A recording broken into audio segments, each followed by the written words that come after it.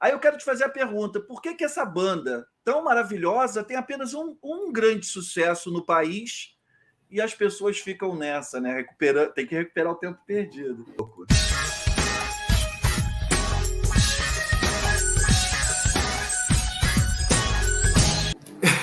Pois é, Sal. Você sabe que eu me pergunto isso quase todo dia, viu, cara? Cara, É impressionante. É impressionante, né? A gente falando em termos de Brasil, que você falou, né? Um sucesso, dois no máximo no Brasil. E o curioso é que todos os LPs do Grand Funk foram lançados no Brasil nos anos 70, né? Não tem nenhum que ficou inédito, todos os discos de carreira foram lançados aqui, o que é um pouco atípico até. E por que só We're an American Band, Locomotion, né, foram hits no rádio, né? Strange Kind of Woman, eu ia falar. A outra cover, Some Kind of Wonderful, né? Também fez um pouco de sucesso, e Bad Time. São esses 4 hits, basicamente, do Grand Funk. Mas hit mesmo no Brasil foi o We're an American Band e Locomotion, né, cara? E olha lá. Então, é o que você falou. Por que eles não são reconhecidos, né? Hoje em dia? Por que não teve um revival de Grand Funk, como teve de tantas outras bandas? Com o Grand Funk pudesse ter acontecido isso, mas não rolou. Como você falou, um revival, alguma coisa no gênero, né? A gente não vê, é uma pena, cara, é uma pena, mas hoje a gente vai passar isso a limpo aqui, falar dos discos bons e tudo. Sal, eles são uma banda que meio que tá apagada na história, né? E foi uma das bandas mais importantes, uma das bandas americanas mais importantes da história do rock pesado, inclusive, Exatamente. das origens do rock pesado, né? Hard rock, né? O Grand Funk vendeu horrores nos Estados Unidos, né? Em algum momento eles foram a banda mais famosa do país ali, né? A Rolling Stone mesmo fazia matérias falando isso, né? 1970, o ano do Grand Funk. Ninguém vendeu mais disco que o Grand Funk na América, né?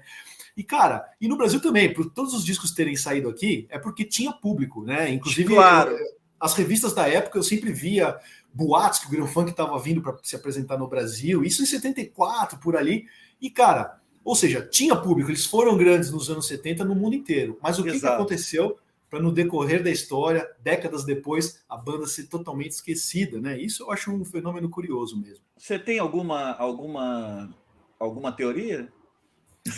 Olha, cara, eu acho que falta um cara de peso, né? Tipo um Jack White, assim, sabe? Endossar e falar, cara, olha, o Grand Funk é a banda da minha vida e tal. Entendi. Por enquanto, só o Kid Rock falou isso, né? E aí é muito pouco para levantar o legado do Grand Funk aí. Se você vê, Sal, bandas muito mais malditas nos anos 70, né? Tipo Stooges, né? Tipo MC5, essas bandas são muito mais cultuadas hoje em dia, o New York Dolls, que eram bandas malditas, tal, não era todo mundo que entendia o som desses caras. Eles têm um cult hoje em dia, muito maior que o do Grand Funk, né? Então é curioso isso, sabe? Acho que falta um hype aí, falta alguma coisa acontecer. Depois dessa live aqui, a gente vai espalhar a palavra nas comunidades roqueiras para a galera voltar a ouvir. Vamos dar uma contextualizada no pessoal que conhece menos, né? Assim, como o Bento falou, né? É um grupo, posso considerar de hard rock, né, Bento? Setentista ali, uma pegada daquela sonzeira que a gente gosta dos anos 70. Ela, tipo, acho que a primeira grande projeção dela foi naquele festival, o Atlanta Pop Festival, em 69. Mas ela é considerada uma banda setentista, né? A maioria dos álbuns saíram ali durante os anos 70, 1970, década de 1970 e tal. E talvez o disco vermelho, que minha amiga Luana comentou aqui, seja o mais conhecido deles aqui no Brasil, para quem é mais roqueiro. E o curioso, pesquisando aqui para a gente fazer essa live, que eles iniciaram a banda com o nome de Jazz Masters e nunca tocaram jazz na vida, né? Parecia assim uma tiração de sarro, alguma coisa assim, sabe? E é muito engraçado isso, que eles tocavam um rock violento, assim, pesadaço, chamando Jazz Master e tal. Me conta um pouco desse início ali, se você gosta dos primeiros trabalhos, acredito que sim, né? Então, Sal, é muito curioso esse surgimento aí do Grand Funk Railroad, né? Porque, como você falou, primeiro que eles surgem numa cidade, Flint, né, em Michigan, é uma das cidades mais violentas, se não a mais violenta dos Estados Unidos, né? É uma cidade alto índice de criminalidade até hoje, problemas de grana e tal. Então, é uma cidade que reflete muito no som da banda. E o estado de Michigan ali tem muito musical, né? Se a gente pegar Detroit, por exemplo, Motown, essas bandas mais de garagem que a gente já falou aqui, Stooges, MC5, o Alice Cooper estava surgindo ali, Ted Nugent, Bob Seger, Suzy 4, quantas bandas vindo ali dessa região ali de Detroit e Michigan, né? O estado de Michigan, nos Estados Unidos. E sem contar Motown, essa influência da música negra, né, norte-americana, que os caras do Grand Funk ouviam muito. Né? Então, acho que o Grand Funk surge nesse diferencial, assim, sabe? Eles tinham essa influência do Cream e do Jimi Hendrix Experience, né? Essa coisa do Power Trio, que o Blue Tear já tinha também nos Estados Unidos, mas eles têm essa influência, só que misturado com o que eles ouviam na cidade, no rádio ali, né? Essa coisa da Motown, a música negra norte-americana, o soul, né? O rhythm and blues. Né? Então, é esse mix que faz do Grand Funk uma banda com um som bem único, bem peculiar, assim. E tem aquela coisa que eu adoro, o fato deles, no começo, né, serem músicos bem viscerais, assim, bem toscos, até no sentido bom da palavra, né? Então eu acho que dá uma magia na banda, principalmente nos 2 primeiros álbuns, que são lançados em 1969, né? A banda começa como um power trio mesmo. O Craig Frost, né, o tecladista, ele entra só mais pra frente, só em 72 ali, que ele aparece no Fênix, né? Um disco que a gente vai falar e tal. Então essa primeira fase são os 3, né? Power Trio, clássico. Power Trio, o Mark Farner, Don Brewer e o Mel Shacker, né? Difícil falar esses nomes deles mesmos. Muito, mas, assim, muito. É legal a gente falar do comecinho também, que tem um cara crucial na formação da banda, que é o Terry Knight, né? Que ele era um DJ ali da região, um cara que virou empresário, queria ser rockstar também, mais velho que eles, né?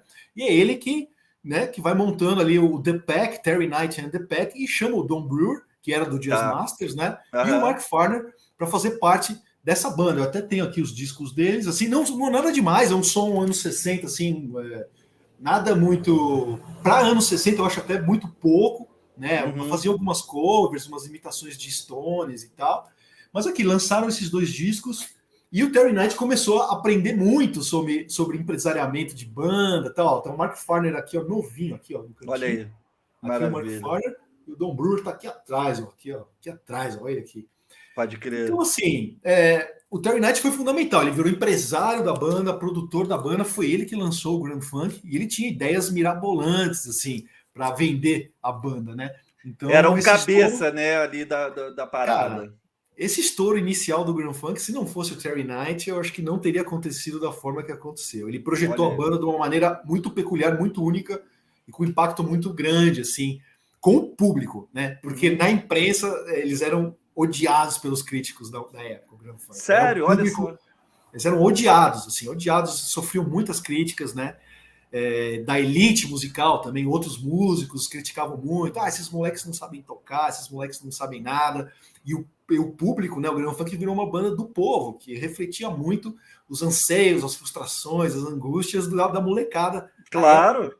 Então, rola uma identificação muito forte. Aí tem essa conexão, né? De moleques falando para moleques, né? De jovens falando para jovens. Isso aí, e o rock and roll tem muito isso, muito essa pegada. Claro, hoje eu sou um roqueiro cinquentão, mas assim, o rock me fisgou na minha adolescência. Eu acho que é a idade, né? Que a gente faz a cabeça pro rock and roll. Eu acredito deva ter um ou outro roqueiro tardio, mas o rock é essencialmente adolescente, né? Jovem, não tem jeito.